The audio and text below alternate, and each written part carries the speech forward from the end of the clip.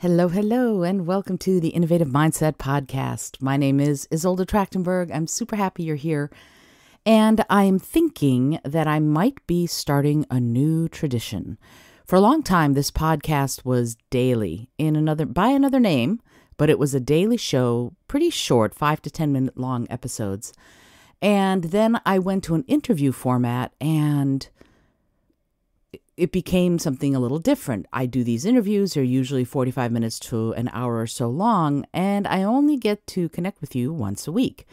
And so I have been thinking, based on something that a number of people said, that it's time to transform again and go to a format that goes a little bit longer than that, I guess I should say, or more often. So what I am thinking is going to happen is the Monday episodes are going to stay the same. They're going to be about innovation and creativity, and I'm going to be interviewing those peak performers in the social impact, environmental, animal rights, and creative space. That's going to never change. That's always going to be there on Mondays. But I'm going to start having shorter episodes the rest of the week. So Tuesdays, I'm thinking, will be about creativity. Wednesdays will be about compassion. Thursdays will be about curiosity, and Fridays will be about mindfulness. So get ready for shorter content Tuesdays through Fridays, but it's going to be about those topics. And having said that, today, Friday, October 8th, is my birthday. Yay!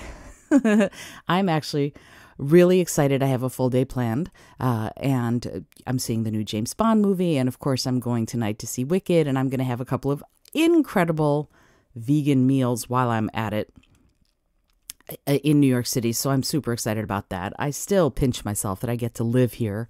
It's amazing. Anyway, so the reason that I'm doing this episode today is, first of all, it's about mindfulness. It's about taking stock. Every year, I take stock on my birthday, and a friend's post about her birthday also being this week got me thinking about what I do on my actual birthday. And if you know me at all, you know that I have set routines, and also I like to make lists. That's a big one for me. I like to do lists so that I can check them off, but I also like vision boards and other sorts of lists that help me keep my eyes on the prize, if you will. So over my desk, for example, I have a list of things that I am always striving for. And this is something you might want to put over your desk too, if it's something that makes you feel good. And here are the things that I have on the list that's I see it right beyond my computer. First is, are you doing your best right now? Second is, focus on what matters. Third is, make marvelous mistakes. Fourth is, when you're done, be done. Fifth is so important. Tell yourself the truth. Sixth is, let go of regret. Seventh is, stuff happens. Control what you can and control how you respond. And 8 is, you are the boss of your life. And 9, and the last one, is be curious. And I love curiosity. I think it's the key to creativity and innovation and saving the world. If we get curious and we add in a dash of compassion and creativity, we can change the world. So that's my list of mindful sort of things to be mindful for. But then as far as the routine for my birthday, instead of just having it be a daily thing, this is something I follow every year. And I'd love to know if you have a birthday routine. I don't know if you do, but drop me a comment and let me know. I'd love to hear what your birthday routine is if you have one. And if you want to borrow mine, feel free. This is something I follow every year, and I thought I'd share it in case you might find it helpful. On my birthday, as far as the get-up routine, I follow the same routine as other days. I wake up and I meditate. Then I do yoga and I journal. However, the journaling I do on my birthday is a bit different. Instead of my usual sort of out-of-my-head brain dump ramblings, I do a check-in. And I try to answer the following questions. And again, if you want to write them down and use them to your heart's content, I'm probably going to put them in the show notes too, so that you have them. First question is, what went right this year? I know this has been a challenging year for so many of us. It's been whacked out crazy. And yet some things went right. Some things actually did go well. Everything from the weather being beautiful to I wrote a book. Yay. I created my own set of tarot decks. Yay. I mean, tarot cards. There were things that went right. But then what could I have done better? Oh, goodness. I could have been actually more productive. There are too many times in my life when my energy level doesn't let me be as productive as I'd like to be, as to accomplish as much as I want. But if I'm going to really be mindful, then I sort of have to remember to start where I am over and over and over again. And that's the thing about mindfulness, isn't it? It's not being the Dalai Lama. Only he is the Dalai Lama, right? We, the rest of us, have to sort of keep coming back to that place. We get off course and then we have to go, no, I'm okay right where I am. Because anything else makes you feel depressed, right? If you're not happy or content with right where you are, you get seriously bummed out. And if you don't get seriously bummed out, then you have a low-grade bum out going on every day. And I love Pema Chodron, who's a Zen Buddhist nun, and her thing about hopelessness is the only Buddhist definition of hopelessness that I can get behind, and it is, hopelessness is the release of all hope for an alternative to the present moment. Because she says that anything else, if you are hoping for something else, then you are not present and content where you are. You are instead wistful and wishing. And on some levels, being wistful and wishing can be good because it can drive you. But if you let it make you unhappy, then you're wasting energy being unhappy and being discontent when that energy could be being put to something else that's more beneficial to you or to others or to the planet or something. So I can be more mindful. That's what I could have done better, and I'm working on it. I'm up to a half an hour a day of meditation, 15 minutes in the morning, 15 minutes in the evening right before I go to sleep. And it's helping me sort of get into that place of, oh, this is okay. Whatever it is, it's okay. I have to admit, I failed big time yesterday. I got stuck in traffic. It took me almost 3 hours to drive 3 miles. I know, driving in New York City during rush hour, it's my own fault. And yet, for various reasons, I needed to go to the store. So, and I did not do well. I have to admit, it was bad. Okay, so this is one of those times when I go back into my breathing and I have to keep sort of starting where I am. And that's the lesson I'm taking away from that is, yeah, even when I'm really bummed out or really upset, I can keep coming back to the release of all hope for an alternative to the present moment. This is where I am. That's where I was last night. So I can hopefully do that better this year. I'm going to be trying every minute. And that's the thing about mindfulness. It's not, oh, I was mindful for 5 minutes today, woohoo, and I'm done. No, it's a practice. You keep coming back to that same place. And that brings me to number 3. What lessons have I learned? That's one of the big lessons I've learned this year is patience is king, and of course loving yourself is queen. So, and that's another lesson. I am a work in progress like the rest of us, and I keep coming back to that you've got to accept yourself lesson. You have to love yourself. If you don't, then that is the most bone deep discontent and unhappiness. And we get enough messages that we're not enough and that we are not lovable. There are plenty of messages out there for that. And so the lone voice of dissent sometimes is you going, no, I am lovable. I do love and I am loved, and that is a good thing. And so that's another lesson that I have learned this year is to keep coming back to that, even when I don't feel like I'm doing enough. Because I always feel like I could be doing more. No matter how much I've accomplished, I've always got that splinter in my butt, as that's a Russian expression that doesn't really translate well. But imagine if you were sitting on a bench and you had a splinter in your butt. You wouldn't just keep sitting there. You'd try to move. You'd try to figure out what's going on, and you'd try to get the splinter out. Okay, which of the goals I set for myself this past year have I accomplished? That's question number 4. I wanted to write another book, and I've written my mystery. It's being edited by my beta readers. It's the first in the tarot card mystery series, which is one of the reasons I created my own tarot deck, is because I wanted to make sure that I had a tarot deck to work from as I wrote this book.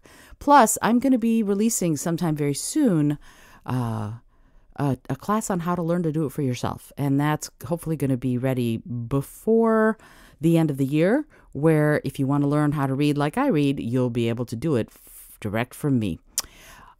Which are still works in progress. Well, the book is still a work in progress. It's not out yet, but also me. I am still a work in progress. I think I said that just a few minutes ago. I am a work in progress. Here you go.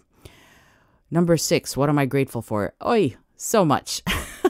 First of all, my mom is coming to visit. I haven't seen her in years. She lives in another country, so she's going to be here on Monday early morning for a couple of weeks, and I'm going to get to Shore, New York. Last time she was in the USA, I didn't live in New York, so that's pretty exciting. I get to see my mom, and I'm grateful for that. I'm so grateful for my sisters and my best friend, Golda and Emily and Kristen. And I'm grateful for Rich and my kitties and all of my dear friends. I'm grateful for my creativity. I am always looking for the next creative project. And I'm super excited anytime I get a chance to do that. I feel a little bit weird about my voice, I have to admit. My singing voice is under-practiced. I could have done that better too, I guess, this year. I could have kept practicing better. And that's number 7. What do I hope to learn this year? I hope to learn more self-acceptance. I hope to learn more about how to serve the people that I am supposed to be serving, that I can serve to help you be more creative, to be more innovative, to be out there with your bad self. In the best way possible. I hope to learn more avenues to do that. And I hope to learn to be a better writer and a better speaker this year. And I also hope to learn more about this podcasting thing. I love doing it. It's my favorite thing to do right now, is to be out here on the airwaves. It makes me remember being a DJ back in high school and college. So that's very exciting for me. What are my goals for this coming trip around the sun? Well, I sort of already detailed them. I want to take the podcast daily. I want to release this book and the Mindful Creative book, and also the Mindful Creative System, which I think is going to be a revolutionary. I'm very excited about that. I also hope this trip around the sun will keep us in this apartment, but I'm hoping to downsize. It's one of the things that I really hope to do this year. I want to downsize how much stuff I have so that we can be more mobile and be more able to be maneuverable, I guess. That's one of the other goals. And I hope to be happier. I hope to just keep being happier, and I hope to I do have I don't want to run a mile, but I would like to be able to run half a mile. And I have terrible knees and ankles, so that's tough. But that's one of my goals, is I want to be able to run like a quarter mile without falling. What is the biggest adventure that I can have? That's question number 9. I would like to travel out of the country sometime this year, if possible. Costa Rica is really looming. I would really love to go there and be there. That would be amazing.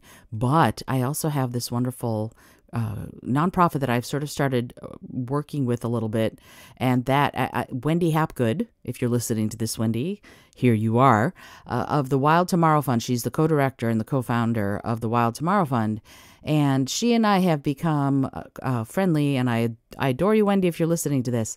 And they do a trip to South Africa every year to you can be a volunteer to go to South Africa and to spend a week or 10 days, I forget which it is, volunteering and helping at their wildlife refuge and conservation refuge. And that would be amazing. So that's something that I'm thinking, if possible. I think that happens in July, and if possible, I'm going to see if I can make that happen. So that's probably the biggest adventure. And yet, when I turned 50, I set myself the goal of going to a new country every year. And of course, during COVID times, I didn't get to go anywhere, but I did get to go to Cuba before all of the COVID stuff happened, and I've already been to South Africa, so I still can go to Costa Rica if I can save my pennies and make that happen. I would love to. And the last thing that I do as part of my routine for my birthday, after I'm done journaling, I light a candle, I make my wishes, and set my intentions for the coming year. And then I blow the candle out to send the wishes out into the universe. And that's a way, it's sort of like I'm pact with myself. And it helps me remember what I've decided, what I'm going to do, and how I'm going to do it. And it's a way of keeping myself accountable to myself. But also, as my biggest lesson for the year probably is trying to be mindful, it's a way of doing that too. So I'm going to put these questions into the show notes, but I'm going to read them off to you right now just so that you have them. Again, just the questions, not my answers. And I'd love, as I said, if you have a birthday routine, get in touch, comment, let me know what it is. So here are the questions again. 1, what went right this year? 2, what could I have done better? 3, what lessons have I learned? 4, which of the goals I set for myself for this past year have I accomplished? 5, which are still works in progress? 6, what am I grateful for? 7, what do I hope to learn this year? 8, what are my goals for this coming trip around the sun? 9, what is the biggest adventure I can have? And 10, after I'm done journaling, lighting a candle, making my wishes, and setting my intentions in the coming year, blowing the candle out and sending those wishes out into the universe. That's the routine. Every birthday, that's what I do. So, and before that, of course, I wake up and I meditate, I do yoga, and I do that journal. That's the whole point of this. So I'd love to hear from you if you have a birthday routine, a birthday ritual, if you will, that you do. I would love to hear about it. This is going to be very simple show notes. I'm just going to put those questions in the show notes. This episode is going to be out in just a few minutes. I hope that you have an amazing day, and I hope that you have the most creative and innovative adventures. I really do. If I could make a wish for you for my birthday, is that you get to be as creative as you desire and as innovative in your work and your life so that you live it on your own terms. And remember, my favorite things, I have a mug that I made with the 3 C's, creativity, compassion, and collaboration. And I have to redo it because I've added a 4th, and that is curiosity. Being curious, I think, as I said earlier, is the key. So I wish for you curiosity about whatever it is that makes you curious.